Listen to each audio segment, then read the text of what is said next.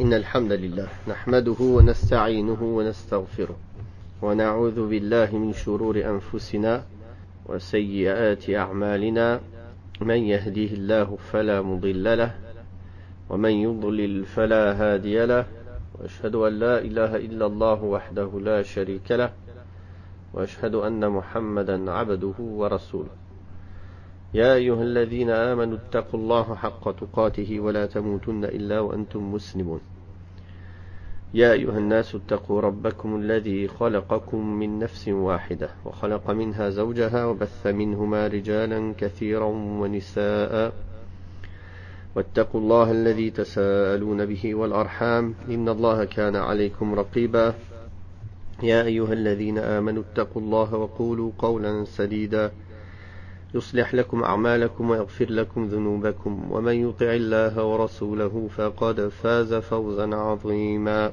أما بعد فإن أصدق الحديث كتاب الله وخير الهدي هدي محمد صلى الله عليه وسلم وشر الأمور محدثاتها وكل محدثة بدعة وكل بدعة ضلالة وكل ضلالة في النار. Nous continuons par la grâce d'Allah subhanahu wa ta'ala et sa permission cette lecture et cette explication du livre de l'unicité du Cheikh Muhammad ibn Abdul Wahhab rahimahullah. Nous en sommes arrivés au chapitre concernant l'expression si. Le Cheikh a cité, Allah le Très-Haut dit يَقُولُونَ لَوْ كَانَ لَنَا مِنَ الْأَمْرِ شَيْءٌ مَا قُتِلْنَا هَاهُنَا. Si nous avions eu un choix quelconque dans cette affaire, dirent-ils, nous n'aurions pas été tués ici. Et il dit الذين قالوا لإخوانهم وقعدوا لو أطاعونا ما قتلوا. Ceux qui sont restés dans leur foyer dirent à leurs frères, s'ils nous avaient obéi, ils n'auraient pas été tués.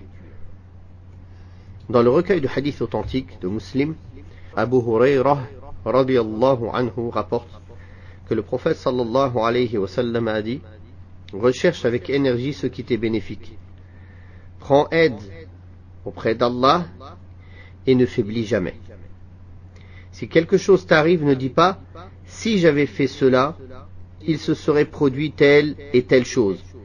Mais dis plutôt c'est Allah qui l'a prédestiné et il a fait ce qu'il a voulu. Car le fait de dire si donne l'occasion à Shaytan d'agir.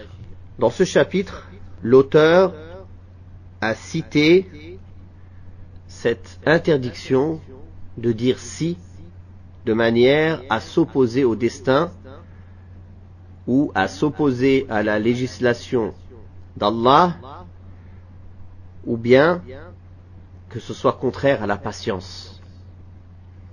Car effectivement, le fait de dire si concernant une chose qui s'est passée peut être de trois sortes. La première catégorie, celle qui s'oppose à la législation d'Allah. C'est-à-dire Allah tabaraka wa ta'ala a donné un ordre et ils disent si nous avions eu un choix quelconque dans cette affaire, dirent-ils, nous n'aurions pas été tués ici. Donc ça c'est une opposition à ce qu'Allah a légiféré. La deuxième c'est l'opposition à la destinée. La deuxième c'est l'opposition à la destinée. Comme quand ils ont dit, ceux qui sont restés dans leur foyer dirent à leurs frères, s'ils nous avaient obéi, ils n'auraient pas été tués. Et la troisième, c'est quand la personne ne patiente pas sur ce qu'Allah subhanahu wa ta'ala lui a décrété. Il le dit parce qu'il est en colère par rapport à ce qui lui est arrivé. Et ces trois catégories sont interdites, sont illicites en islam, car cela s'oppose à la croyance et à la soumission au destin. Et cela s'oppose à la soumission aux ordres d'Allah. Et cela s'oppose à l'obligation de patienter quand une épreuve nous touche. Or Allah subhanahu wa ta'ala a prédestiné l'acte et sa conséquence. Tout ceci est donc en accord avec sa sagesse subhanahu wa ta'ala. Les deux premiers versets qui ont été cités dans le chapitre, ce sont les paroles des munafiqin, des hypocrites, qui ont dit ça lors de la bataille de Uhud. Quand ils ont dit, dans le sens de la parole, si nous avions eu un choix quelconque dans cette affaire, dirent-ils, nous n'aurions pas été tués ici. Ceux qui sont restés dans leur foyer dirent à leurs frères, s'ils nous avaient obéi, ils n'auraient pas été tués. Donc l'utilisation du terme si pour une chose qui s'est réalisée dans le passé n'est pas permise, elle est interdite. Et ici, la preuve en est que c'est une caractéristique des hypocrites. Cela prouve donc clairement son interdiction. Certaines formes d'opposition au destin ou le fait d'utiliser si peuvent arriver même jusqu'à la mécréance majeure quand il s'agit du cas comme les hypocrites de l'hypocrisie majeure. Qu'Allah nous en préserve. Puis le cheikh a cité le hadith d'Abu Huraira radiyallahu anhu, où le messager d'Allah sallallahu alayhi wa sallam nous montre comment doit être le croyant, qu'il doit être fort, qu'il ne doit pas affaiblir, qu'il doit rechercher ardemment et avec force ce qui lui est bénéfique, qu'il doit s'en remettre à Allah, demander l'aide à Allah, et quoi qu'il arrive, qu'il ne faiblisse pas, il ne doit pas se démotiver. Et si après avoir fait tout cela, Allah en a décidé autrement de ce que lui avait prévu ou avait escompté, alors il se soumet. Et il ne commence pas à dire si j'avais pas fait comme ça, si j'avais fait ça, si tu n'avais pas dit ça, si tu n'avais pas fait ça, si, car tout ceci est prohibé. Et contradictoire à ce qui est obligatoire aux croyants de se plier à la destinée et de patienter face à ce qu'Allah tabaraka wa ta'ala a destiné subhanahu wa ta'ala. Car ceci ouvre la porte de Shaitan. Donc, tous les termes qui engendrent la faiblesse du cœur et son impuissance vont dans le même sens. Et tous les termes qui vont dans le même sens, si seulement, ou tous les termes assimilés à ce sens-là, concernant le fait de se lamenter sur une chose passée, ou contredire le destin, ou que cela montre clairement son impatience, sont interdits. En revanche, l'emploi du terme si est permis pour un projet bénéfique futur, en espérant la récompense divine et en employant des moyens bénéfiques pour réaliser le bien. Par contre, si son utilisation laisse transparaître un certain orgueil et une arrogance, alors elle n'est plus permise, car elle reviendrait à vouloir contrôler le destin, ce qui n'est bien sûr pas possible. Puis le cheikh a cité les points à retenir. Premier point, l'explication des deux versets de la sourate de Ali Imran, la famille de Imran.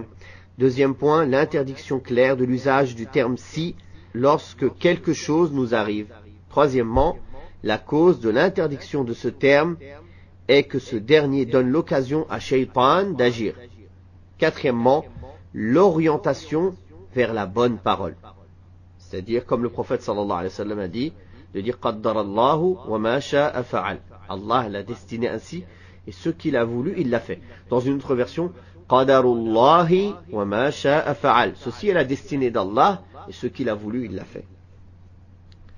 Cinquièmement, l'ordre de rechercher ce qui nous est bénéfique en demandant l'aide d'Allah. Sixièmement, l'interdiction du contraire, à savoir la faiblesse et la démotivation. Le prochain chapitre est le chapitre de l'interdiction d'insulter le vent. Ubay ibn Ka'b, radiyallahu anhu, rapporte que le prophète sallallahu alayhi wa sallam a dit: n'insultez pas le vent. Si vous voyez se lever un vent dont vous en réprouvez quelque chose, dites: Allahumma inna nas'aluka min khayri hadhihi ar-rih wa khayri ma fiha wa khayri ma umirat bih wa na'udhu bika min sharri hadhihi ar-rih wa sharri ma fiha wa sharri ma umirat bih. Ô Allah, nous te demandons le bien de ce vent, le bien qu'il contient et le bien découlant de l'ordre qui lui a été donné. Et nous te demandons protection contre le mal de ce vent, le mal qu'il contient et le mal qui découle de l'ordre qui lui a été donné. Hadith authentifié par Tirmidhi. insulter le vent est comparable au fait d'insulter le temps et la vie. Nous avons déjà vu le chapitre auparavant, celui qui insulte le temps et la vie et son interdiction. Ce qui correspond en réalité à une manière détournée d'insulter Allah. Car Allah tabaraka wa ta'ala, c'est lui qui dirige le temps, la vie, et c'est lui qui dirige le vent.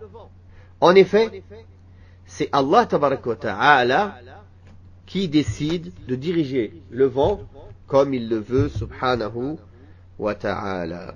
En outre, l'interdiction d'insulter le vent indique clairement la prohibition de ceci. Et l'insulte peut se faire en injuriant, par l'injure, ou par la malédiction, la personne qui maudit le vent, par exemple. En revanche, quelqu'un qui décrit le vent comme étant violent, ou comme tout autre adjectif désignant un mal pour celui qui le subit, n'est pas considéré comme une insulte. N'est pas considéré comme une insulte. Ce hadith, qui est rapporté par Tirmidhi et Nasa'i, les savants ont divergé si c'est une parole de Ubay ibn Ka'b ou bien une parole du prophète sallallahu alayhi wa sallam, mais selon ce qui paraît plus juste, ce serait une parole de Ubay ibn Ka'b. Mais cette parole est renforcée par un autre hadith authentique du prophète sallallahu alayhi wa sallam qui est rapporté par Abu Huraira dans le recueil d'Abu Daoud et Ibn Majah par une chaîne de transmission authentique. Donc quand il y a un vent violent ou un vent qui peut amener une chose que nous réprouvons par rapport aux conséquences qu'il a, voilà ce à quoi le prophète sallallahu alayhi wa sallam nous a dirigés, c'est-à-dire d'invoquer Allah subhanahu wa ta'ala pour demander le bien de ce vent et demander à Allah de nous protéger du mal qu'il y a dedans. Puis le cheikh a cité les points à retenir. Premièrement, l'interdiction d'insulter le vent. Deuxièmement, l'orientation vers des propos bénéfiques lorsque l'on voit ce qui est détestable,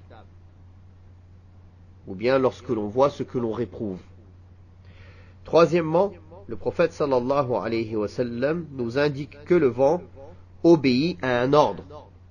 Effectivement, dans la dua, quand il dit « Wa khayri ma umirat bih » et le bien découlant de l'ordre qui lui a été donné. Et le bien découlant de l'ordre qui lui a été donné. Donc ça montre que le vent est ordonné par Allah subhanahu wa ta'ala. Il obéit à un ordre. Quatrièmement, il peut lui être ordonné le bien comme il peut lui être ordonné le mal, comme c'est arrivé dans les peuples précédents, certains peuples qui ont été détruits par un vent violent. Qu'Allah nous en préserve. Wallahu ta'ala a'la wa a'lam. Wa sallallahu ala Muhammadin wa ala alihi wa sahbihi wa sallam.